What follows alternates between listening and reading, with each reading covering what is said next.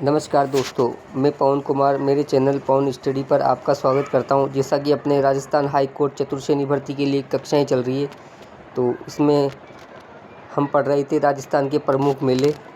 तो कल हमने जहां से छोड़ा था वहां से पढ़ेंगे। चलो शुरू करते हैं, आपका समय बर्बाद नहीं करते हुए क्लास को। कल हमने यहाँ तक पढ़ लिया था दशहरा मेला, और आज यहाँ से पढ़ते हैं हम तुलसी एकादशी भी हमने कल पढ़ लिया था। यहाँ से पढ़ेंगे आज हम धनतेरस, कार्तिक कृष्ण तेरस। इस त्यौहार में धन्वंतरी वेद जी का पूजन किया जाता है। इस दिन यमराज का भी पूजन किया जाता है। यम के लिए आटे का दीपक बनाकर घर के मुख्य द्वार पर रखा जाता है। इस दिन नए बर्तन खरीदना शुभ माना जाता है। क्या आपको पता ही है कि धनतेरस के दिन हम नए बर्तन खरीदते हैं। दोस्तों, ये छोटी सी क्लास आपको अच्छी लगी तो चैनल को लाइक सब्सक्राइब तो भले नहीं करें, लेकिन कमेंट ज़रूर करें दोस्तों की क्लास आपको कैसी लगी। तो जैसा कि अपने राजस्थान हाई कोर्ट चतुर्श्रेणी का पेपर है ही सही, आप भी कहीं ना कहीं तैयारी। और ये तो कला संस्कृति की कक्षा है, ये तो हर राजस्थान के पेपर में, जैसा कि मैंने कल भी समझाया था, तो ये तो राजस्थान के हर पेपर में आती है। कला संस्कृति राजस्थान की जीके तो राजस्थान के हर पेपर में आएगी। तो इसको पढ़ने से, इसका रिवीजन करने से तो आपका ही फ़ायदा है। अगला टॉपिक है अपना छोटी दीपावली रूप चतुर्दशी, कार्तिक कृष्ण चौदस। इस पर्व का संबंध स्वच्छता व सौंदर्य से है। इसलिए इस दिन घर की सफाई करके चूने से पोतकर उसे स्वच्छ किया जाता है। इस दिन छोटी दीपावली भी मनाई जाती है। आजकल चूना तो कहाँ पोतते लोग बाग, डिस्टेंबर और पक्का पेंट पोतते हैं। चूने को तो लमसम भूल ही गए आजकल।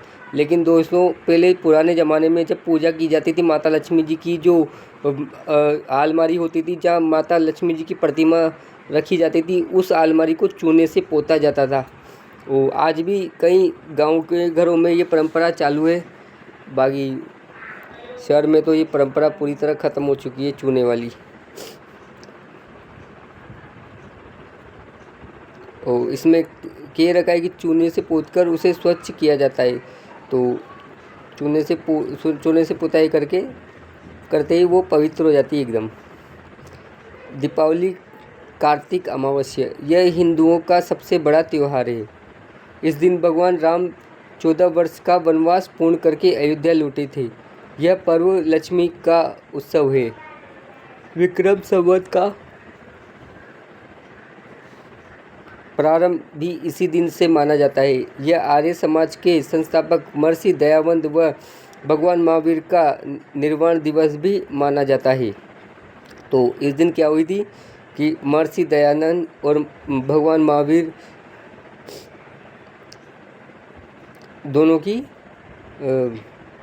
निर्वाण दिवस इन दिन मनाया जाता है। निर्वाण मतलब तो आप समझ ही गए होंगे, इतना तो आपको पता ही होगा।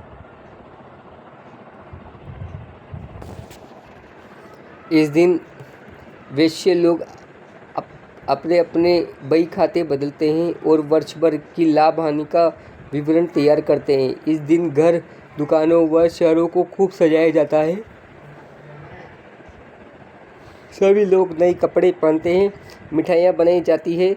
शाम को लक्ष्मी का पूजन किया जाता है, वो पटाखे छोड़े जाते हैं। मिठाई का नाम सुनकर आपके मुंह में तो पानी आ गया होगा दोस्तों। गोवर्धन पूजा व अन्नकूट कार्तिक शुक्ल एकम को मनाई जाती है। कब मनाई जाती है? कार्तिक शुक्ल एकम को। देखो, छोटी दीपावली कार्तिक कृष्ण चौदस को मनाई जाती है। छोटी दीपावली, जो छोटी दीपावली है वो आप याद रखना, कार्तिक कृष्ण चौदस को। छोटी दीपावली कार्तिक कृष्ण चौदस, और दीपावली कार्तिक अमावस्या को यानी एक दिन बाद। ये आपको याद रखना है। गोवर्धन पूजा कार्तिक शुक्ल एकम, कार्तिक शुक्ल एकम।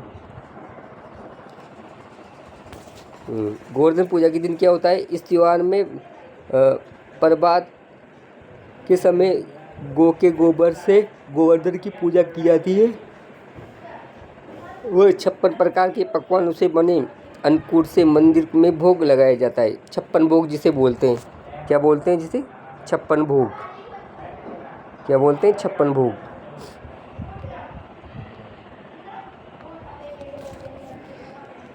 आंवला नवमी या अक्षय नवमी, मोस्ट इंपोर्टेंट लगा लेना दोस्तों, पूछा जा चुका है पेपर में। आंवला नवमी या अक्षय नवमी कब मनाई जाती है? कार्तिक शुक्ल नवमी को। कब मनाई जाती है? कार्तिक शुक्ल नवमी, याद रख लेना ये डेट। इस त्यौहार में आंवले के वृक्ष की पूजा की जाती है व भोजन में आंवला अवश्य खाया जाता है। इस व्रत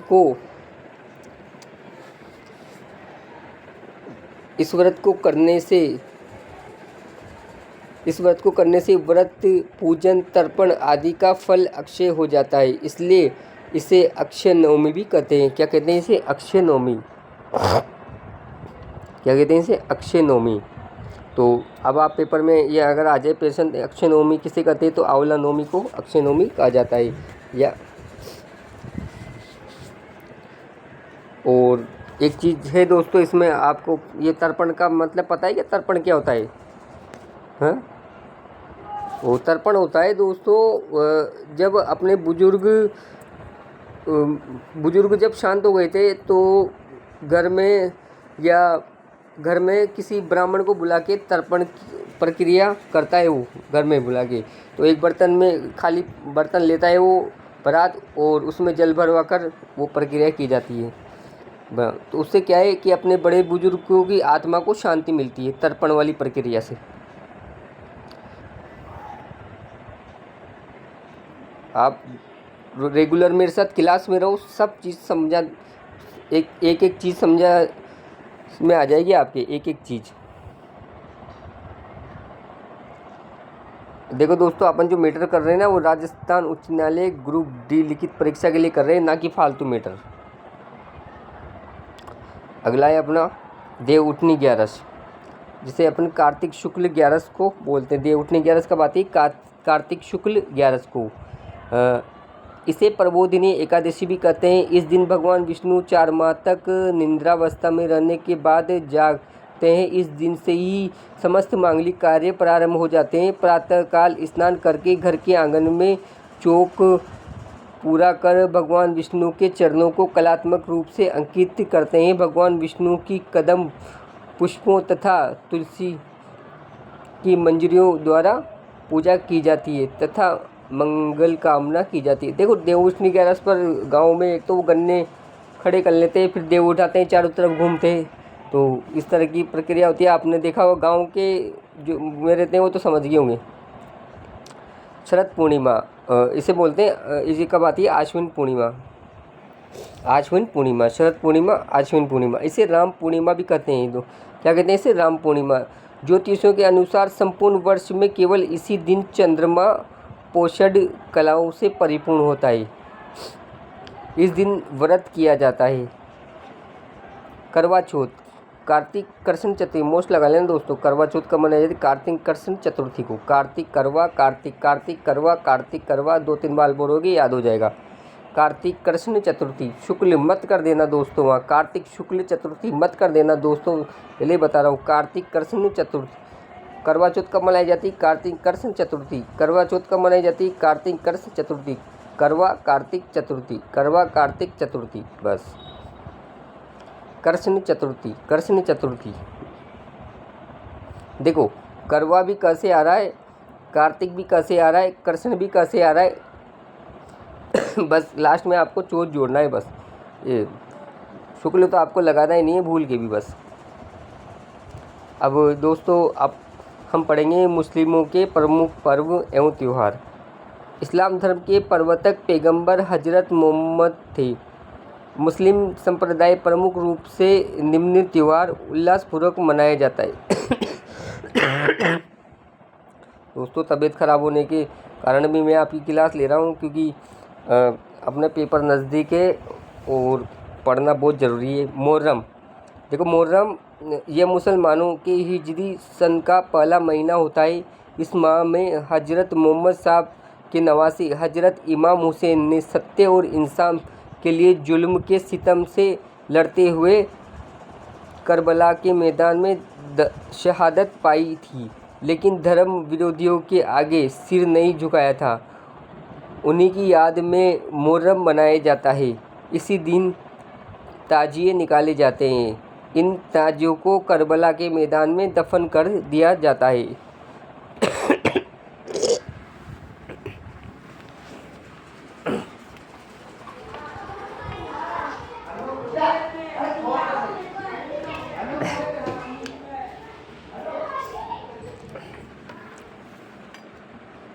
अगला है ईद उल मिलादुन नबी, जिसे बोलते हैं 12 वफ़ात। यह त्यौहार पैगंबर हज़रत मोहम्मद के जन्मदिन की याद में मनाया जाता है।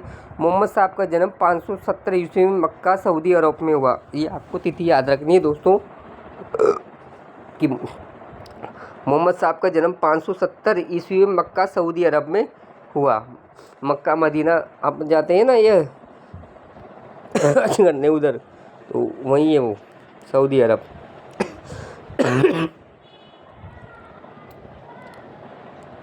अभी ईरान का युद्ध भी चल रहा है दोस्तों, तो अपने काफ़ी दिक्कत आ रही है और गैस की तो काफ़ी अफवाह उड़ रही है। तो आप ऐसी अफवाहों पर ध्यान नहीं दें, सब बढ़िया ही होगा। ईद उल फितर मीठी ईद शव्वाल माह की पहली तारीख, इसे सिवैयों की ईद भी कहा जाता है। क्या कहा जाता है? सिवैयों की ईद।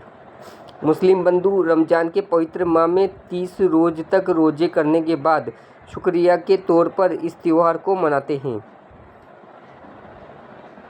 30 दिन के रोज़े होने के बाद लास्ट में इस त्यौहार को मनाया जाता है।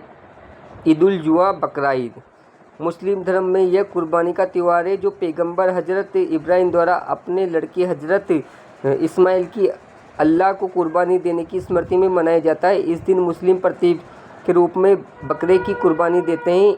ईद उल जुहा के माह में ही मुसलमान हज करते हैं। शब बारात मुस्लिमों द्वारा यह त्यौहार शाबान माह की 14 तारीख की शाम को मनाया जाता है।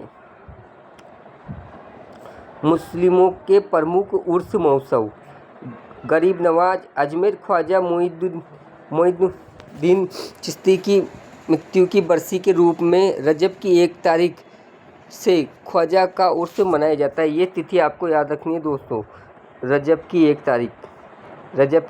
तारीख से ख्वाजा का उर्स मनाया जाता है। ये तिथि पेपर में पूछी जा चुकी है। अजमेर में उर्स के दौरान सामाजिक सद्भाव व राष्ट्रीय एकता का अनूठा संगम दिखाई देता है। गलियाकोट का उर्स डूंगरपुर, मोस्ट इंपॉर्टेंट लगा लेना दोस्तों। गलियाकोट का उर्स पूछा जा चुका है बार बार पेपर में। कहाँ का प्रसिद्ध है? डूंगरपुर का। गलियाकोट का उर्स कहाँ का है? डूंगरपुर का। गलियाकोट का उर्स कहाँ का है? डूंगरपुर का। 2-3 बार बोलोगे याद हो जाएगा।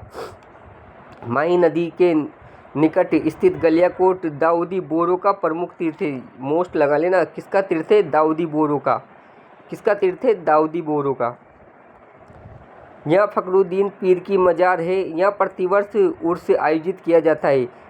अगला है तारकिन का उर्स नागौर, मोस्ट लगा लेना इसको भी, तारकिन का उर्स नागौर। ये तीनों तो मोस्ट ही है। नरहड़ की दरगाह का मेला, ये भी मोस्ट है।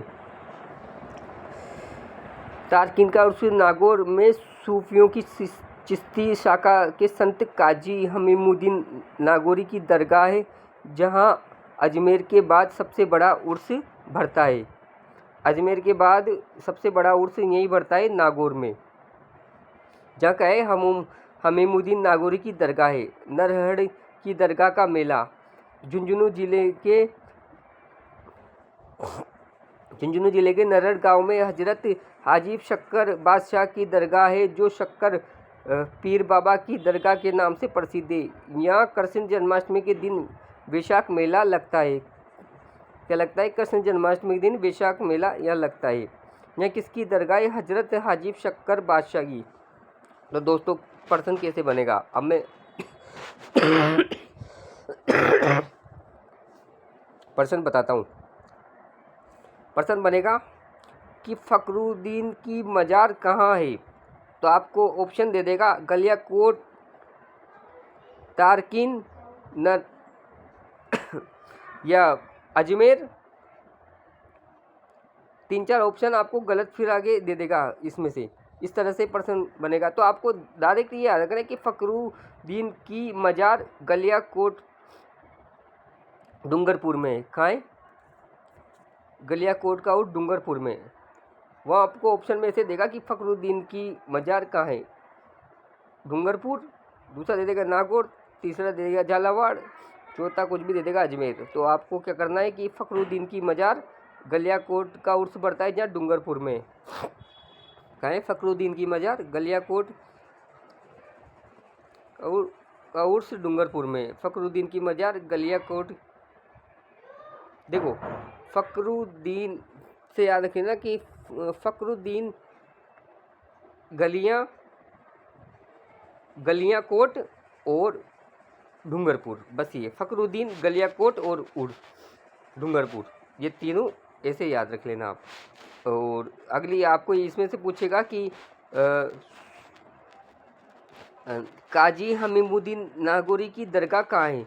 तो नागौर में सब या नागौर आ रहे हैं तो नागौर में, और तारकिन का उर्स कहाँ पड़ता है? नागौर में। ज़्यादातर तो आगे से बनते हैं इसकी। गलियाकोट का उर्स कहाँ पड़ता है? डूंगर। तारकिन का उर्स कहाँ पड़ता है? नागौर में। नरहड़ की दरगाह का मेला कहाँ बनता है? झुंझुनू में। ज़्यादातर ऐसे पूछेगा, बाकी पीछे से भी प्रश्न पूछ लेता है, तो आपको आगे पीछे से याद रखना है ये सब। और इसमें पूछ लेगा हजरत हाजिब शक्कर बादशाह की दरगाह कहाँ है?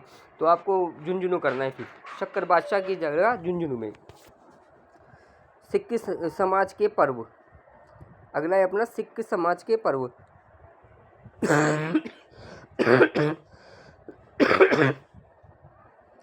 लोहड़ी सिख समाज द्वारा मकर संक्रांति पर यह त्यौहार मनाया जाता है। वैसाखी 13 अप्रैल 1699 ईस्वी को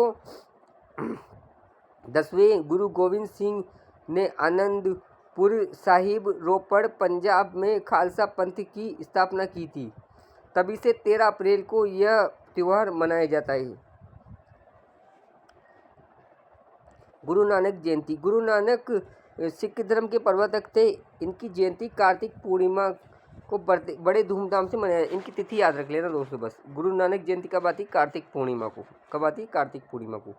गुरु गोविंद सिंह जयंती, गुरु गोविंद सिंह सिखों के 10वें अंतिम गुरु थे। इन्होंने उत्तराधिकार गुरु परंपरा समाप्त कर गुरु ग्रंथ साहिब को गुरु घोषित किया। पौष शुक्ल सप्तमी को इनका जन्म दिवस संपूर्ण भारत में मनाया जाता है। जैन समाज के पर्व, राजस्थान में जैन धर्म के लोग द्वारा निम्न त्योहार पर्व मनाए जाते हैं। दक्ष लक्षण पर्व, प्रतिवर्ष चैत्र माह में भाद्र माह की शुक्ल पंचमी पूर्णिमा तक दक्ष लक्षण पर्व मनाया जाता है। पर्युषण पर्व, मोस्ट लगा लेना दोस्तों, पेपर में पूछा जा चुका है। पर्युषण पर्व किनका है? पर्युषण पर्व किनका है? तो जैन धर्म का। और सिक्का मत कर देना पेपर में। पर्युषण पर्व जैन धर्म के अनुसार पर्युषण का अर्थ है तीर्थंकरों की सेवा या पूजा। जैन धर्म में पर्युषण पर्व महापर्व कहलाता है। क्या कहलाता है? महापर्व का। और पर्युषण पर्व हमेशा जैन धर्म में ही मनाया जाता है। श्वेतांबर परंपरा में इस पर्व का प्रारंभ भाद्रपद कृष्ण बारस से होता है। इसकी तिथि याद रख लेना दोस्तों, कब होता है? भाद्र कृष्ण बारस, भाद्रपद कृष्ण बारस। वह समापन भाद्रपद शुक्ल पंचमी को होता है। बस आप तो पर्व के प्रारंभ याद रख लेना बस।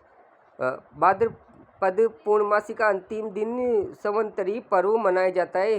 दिगंबर परंपरा के अनुसार इस पर्व का प्रारंभ भाद्रपद शुक्ल पंचमी से चतुर्दशी के दिन समाप्त होता है। इस दिन जैन समाज के सभी लोगों से अपनी गलतियों के लिए क्षमा याचना करता है। ऋषभ जयंती आती है अपने चैत्र कृष्ण नवमी को। ये तिथि याद रख लेना आप। ऋषभ जयंती कब आती है? चैत्र कृष्ण नवमी को ऋषभ जयंती पर्व मनाया जाता है। महावीर जयंती, ओ आपको पता ही है कि महावीर जयंती, इसमें 24वें तीर्थकर कौन थे? महावीर जयंती पेपर में पूछा जा चुका है कि 24वें तीर्थकर कौन थे? तो भगवान महावीर 24वें तीर्थकर थे। 24वें तीर्थ का भगवान महावीर का जन्म चैत्र शुक्ल त्रयोदशी को महावीर जयंती के रूप में मनाया जाता है। उनका जन्म जब कब हुआ था? चैत्र शुक्ल तेरस को। चैत्र शुक्ल तेरस को। रोट तीज भाद्र शुक्ल तृतीया को जैन मतायु यानी रोज़ तीज का पर्व मनाते हैं। इसमें खीर व मीठी रोटियां बनाई जाती है। अगला है अपना सिंधी समाज के पर्व। यहाँ से अपन कल पढ़ेंगे दोस्तों। अभी आज की क्लास हम यही समाप्त करते हैं।